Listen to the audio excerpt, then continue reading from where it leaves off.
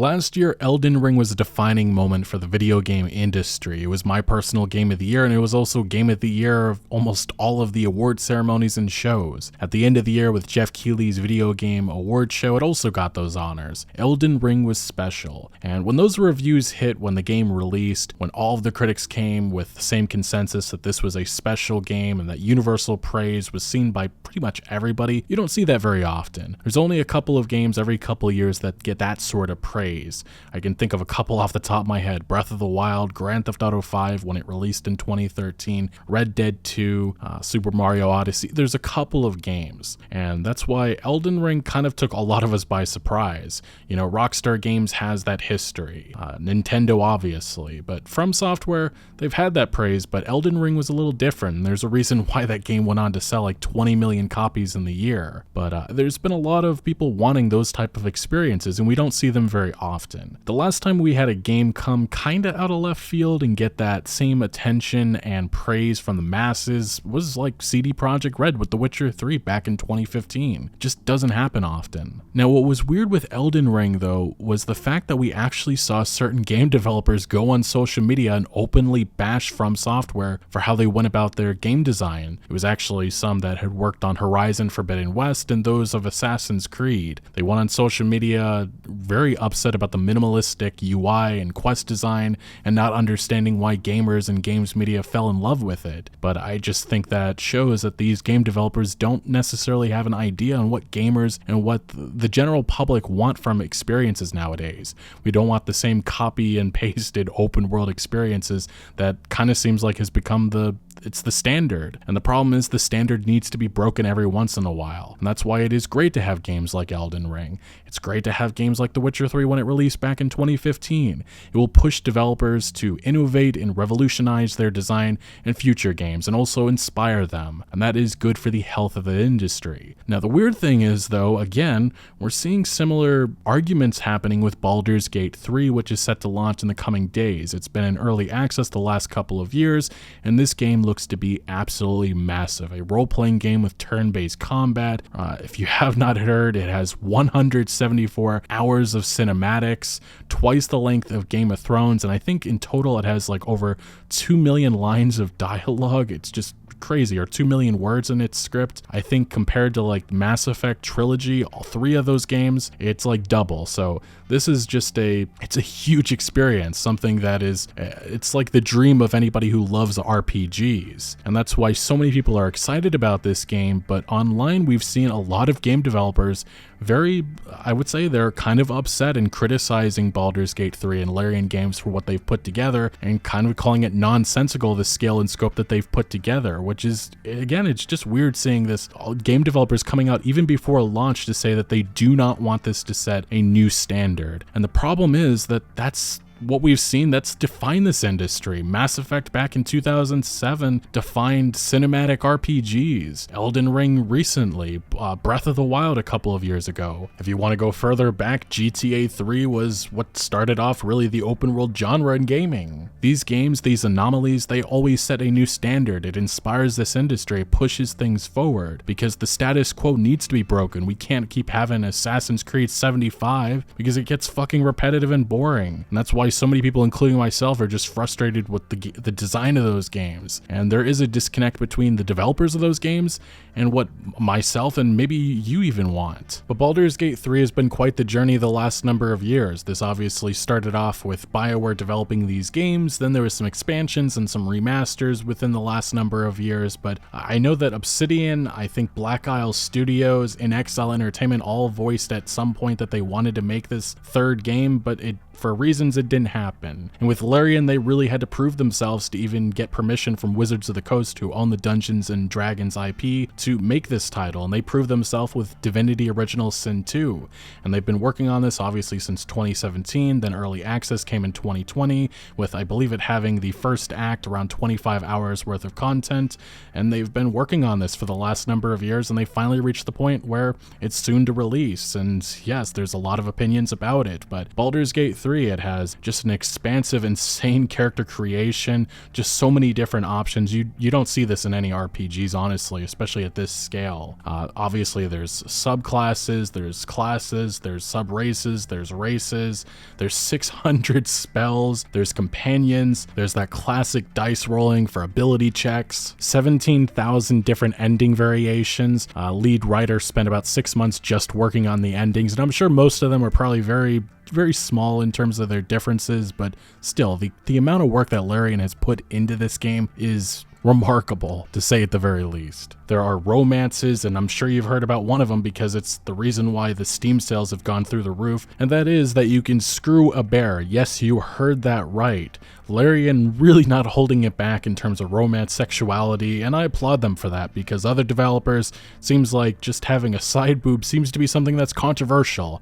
Don't know why that is, but regardless, Baldurs Gate 3, if it's not clear, this is a massive experience on all fronts. And now this leads us to this article coming from Game World Observer, why devs consider Baldurs Gate 3 anomaly, not new standard for RPG genre, it's Rockstar level nonsense for scope.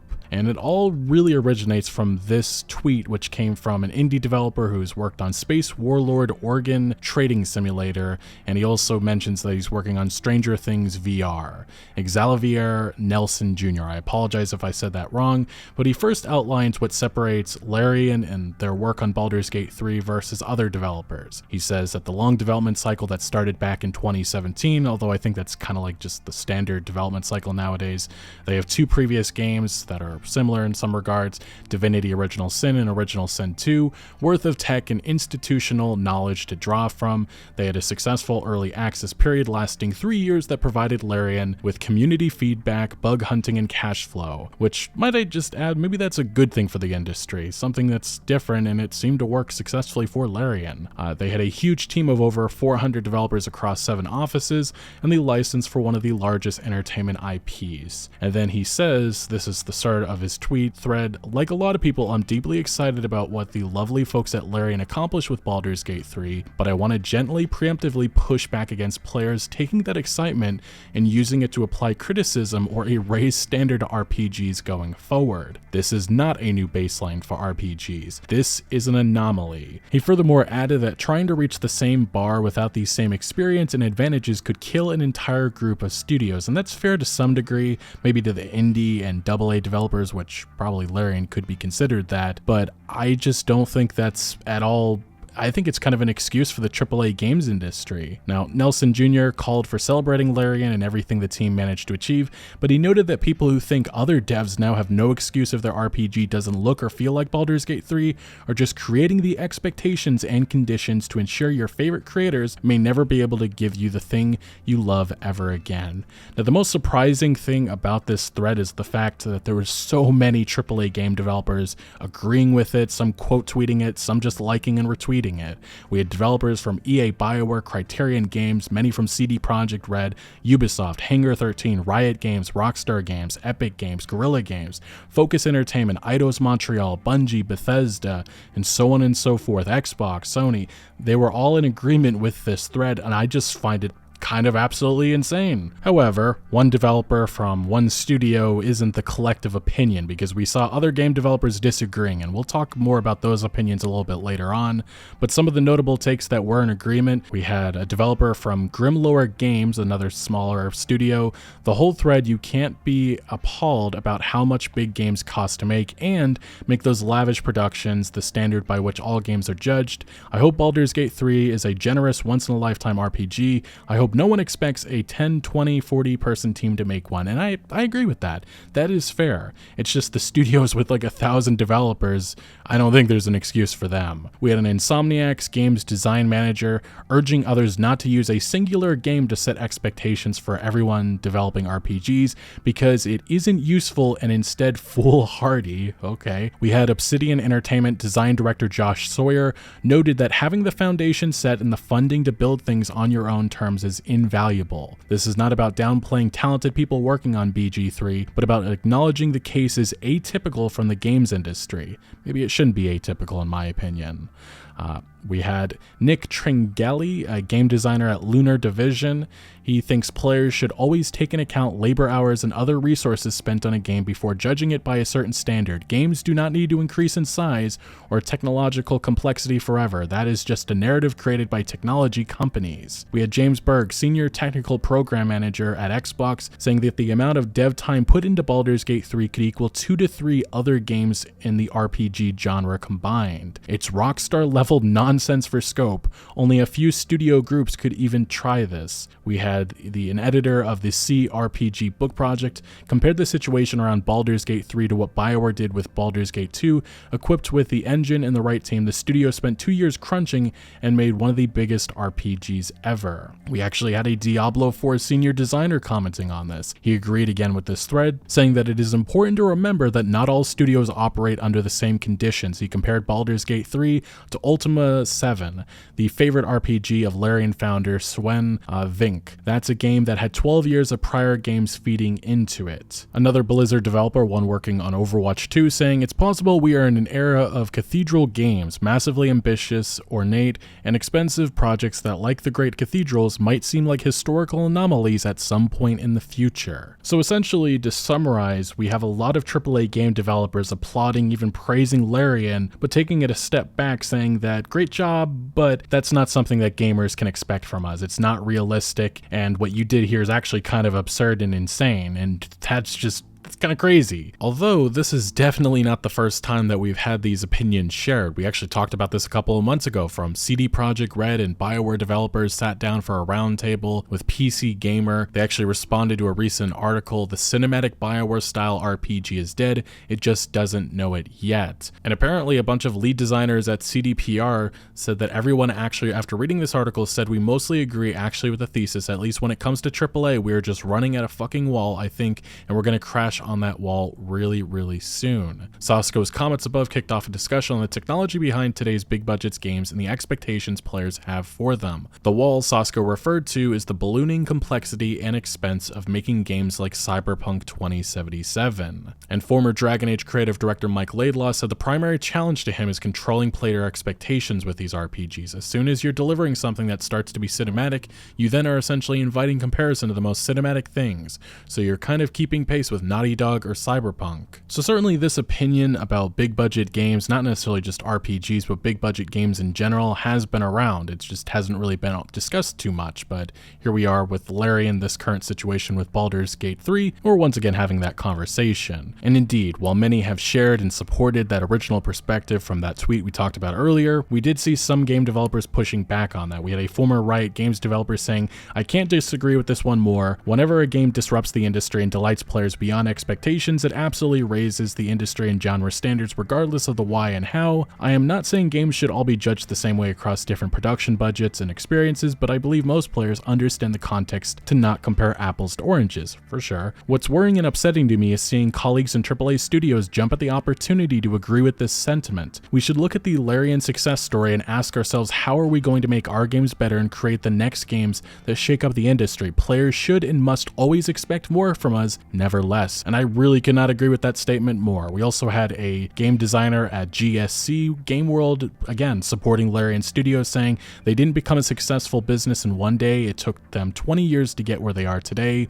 They were on the edge of bankruptcy twice and had to outsource for a decade in order to get recognized and stand on their feet strongly. Larian working on BG3 and having all of the expertise and resources they have is not an anomaly, it's a result, and a bit of luck, of course. So in my opinion, whenever they will achieve a success with BG3, becoming a worthy successor and improvements of the series, their effort by all means should be considered as a new standard, not only for RPGs, but any other game that shares similar mechanics. Let's spin this a bit more. Should Mortal Kombat games not be considered as a standard for fighting games only because Midway/NetherRealm have been developing those games for the past 30 years and have all the expertise and resources they have today? Should recent and upcoming GTA games be treated the same way when it comes to open world action games? Or maybe Witcher 3, which already became became a RPG standard in many ways.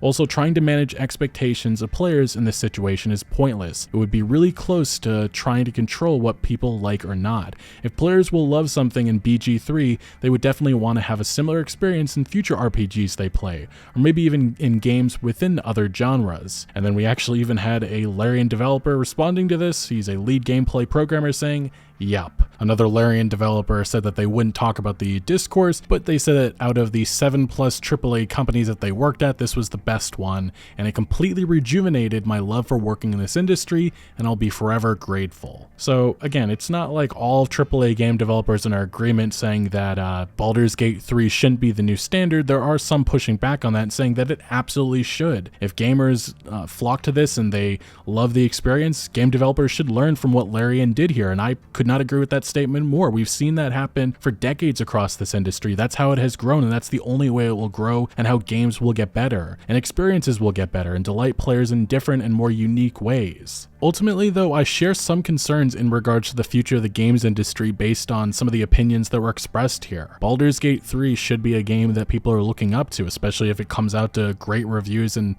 delight from gamers and critics. You know, I don't know why that wouldn't influence the future of this industry. And I also don't know why people wouldn't look at that game's development and take certain things away from it. I don't know why we're already trying to push it down. It just feels kind of irresponsible from this games industry. There is no go-to formula that every game has to go by, and especially in regards to these AAA studios of billion-dollar, trillion-dollar companies, you guys have maximum funding. You can take those risks. I'm not expecting this all the time from AA or even indie studios, but these AAA companies, they don't have the excuse that other developers can use. And no, I'm not expecting a 40 developer team to come up with a game like Baldurs Gate 3, but like a CD Projekt, a Ubisoft, Rockstar, Bethesda, Blizzard, so on and so forth, all of these giant behemoth game studios, I don't see the excuse and I don't understand it.